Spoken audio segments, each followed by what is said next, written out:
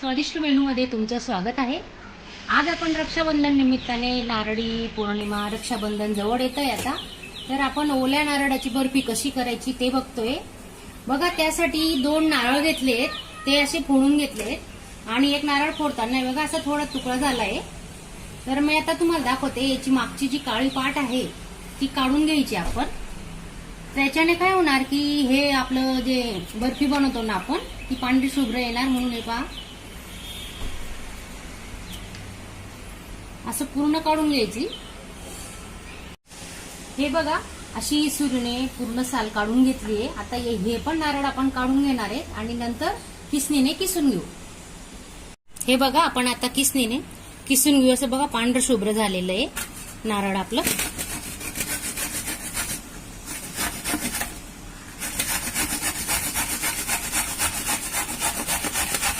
असे दोघं नारळ आपण किसून घेणार आहेत आपण। हे बघा, किसायला नाही जमलं ना तर काय करायचं, सुरूने असे छोटे छोटे तुकडे करायचे आणि ते मिक्सरला फिरून घ्यायचे स्लो मोडवर, चालू बंद करत। त्याच्याने त्याचं दूध नाही होणार खोबऱ्याचं, असं थोडी काळजी घ्यायची। असे तुकडे करून झाल्यावर मग ते व्यवस्थित आपलं किसल्यासारखं होणार। हे बघा, आपलं पूर्ण खोबरं किसून झालेलं आहे आणि किती पांढरं शुभ्र दिसतंय बघा, तुम्ही बघू शकता। आणि ही काळी पाट काढलेली ना, ही वाया न घालता मसाल्यात भाजीमध्ये तुम्ही वापरू शकता। हे बघा, आपण आता हे किसलेलं खोबरं मोजून घेऊ। हे 1 वाटी झालंय।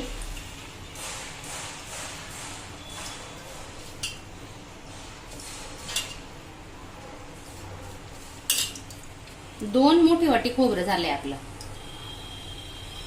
हे बघा, 2 वाटी खोबरं आहे, त्याला हा 1 वाटी साखर घेतली, थोडी कमी घेतली, तुम्ही बघू शकता। कमी जास्त गोड तुम्ही तुमच्या आवडीने करा। आणि हे अर्धा लिटर दूध मी उकळून घेतलेलं आहे, ते आता पाव लिटर झालेलं आहे। 1 वाटी झाली मोठी, पहा, पाहू शकता तुम्ही। आणि हे घरची साई आहे, ती मी अशी फेटून घेतली आहे। फ्रेश क्रीम मिळतं बाहेर, ते तुम्ही वापरू शकता। आणि वेलची पूड घेतली।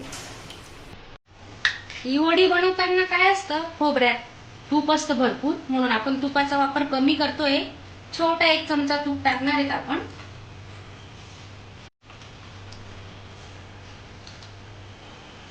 2 चमचे घेऊ, छोटा चमचा आहे हे बघा। त्यात आपलं एक किसलेलं खोबरं टाकतोय आपण आता।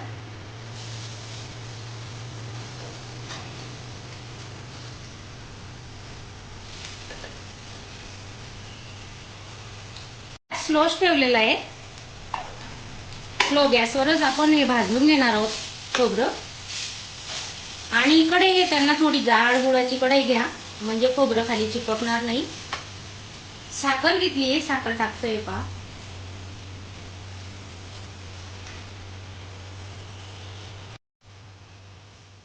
हे दूध बघा, थोडं आटवलेलं दूध आहे।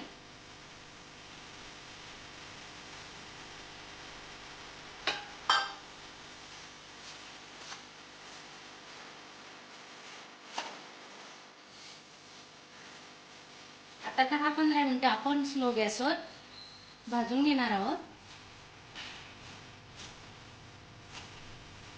ही साय दुधावरची ती टाकतोय। दुधावरची साय टाकल्याने काय होतं की आपण खवा वापरलेला आहे किंवा खव्याची चव येते त्याला, म्हणून दुधावरची साय टाकायची। आता 15 ते 20 मिनिटं आपण याला चांगलं शिजवून घेऊ। हे बघा, साखरेला पाणी सुटलेलं आहे, ओलसर दिसतंय। 10 मिनिटं झालेली आहेत, अजून 10 मिनिटं आपण याला शिजवून घेऊ। वेलची पूड टाकतोय आता।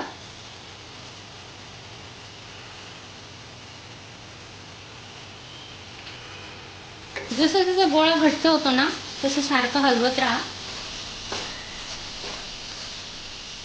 गॅस स्लो तो मिडियमच ठेवलेला आहे।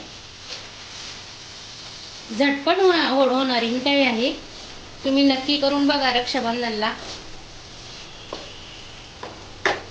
आणि अजून तुम्ही नवीन असणार, चॅनलला सबस्क्राईब केलं नसेल तर सबस्क्राईब करा आणि बाजूला बेल आयकॉन आहे त्याच्यावरही क्लिक करा, म्हणजे मी नवीन व्हिडिओ टाकला की तुम्हाला दिसेल। हे बघा, कढईपासून आपलं मिश्रण आता सुटत आलेलं आहे.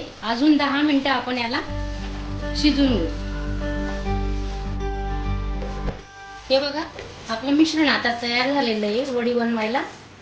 हे पहा, कढईपासून पूर्ण सुटलेलं आहे. हे बघा, गॅस आता बंद केलेला आहे. ताटाला तूप लावून घेऊ.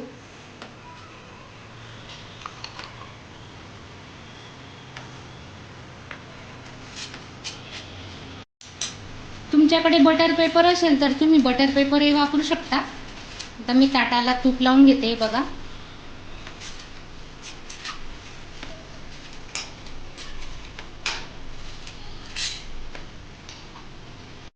हे बघा, मिश्रण काढून घेतोय आपण आता.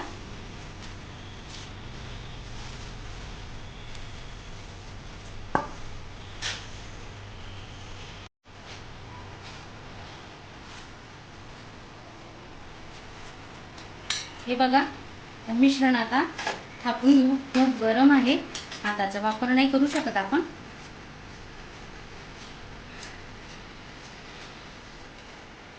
वाटीला तूप लावून घ्यायचं आहे. बघा, अशी वाटी घ्यायची आणि त्याच्याने आता आपण हे मिश्रण पसरून घेऊ.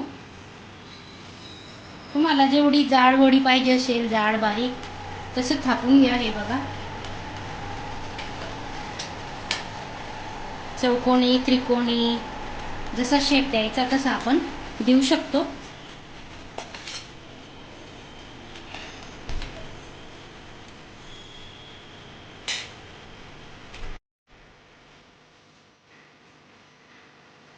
तुम्ही अशी वडी नक्की करून बघा. आणि माझा हातचा व्हिडिओ तुम्हाला आवडला असेल तर लाईक, कमेंट करा, शेअर करा. हे बघा, आता थंड व्हायला आपण 3 तास ठेवणार आहोत. त्याच्या आधी थोडं कट करून घेऊ आणि नंतर सेट करायला ठेवू. गरम गरम असताना आपण असा कट मारून घेऊ. हे बघा,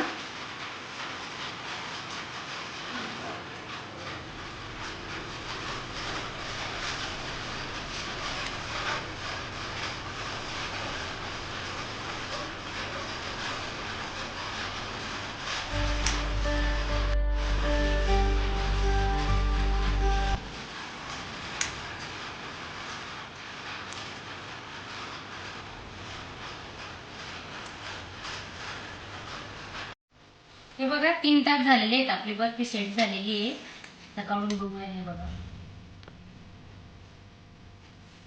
हे पहा, पांढरी शुभ्र झालेली आपली बर्फी बघू शकता तुम्ही. त्याला आपण आता पिस्ता लावूया.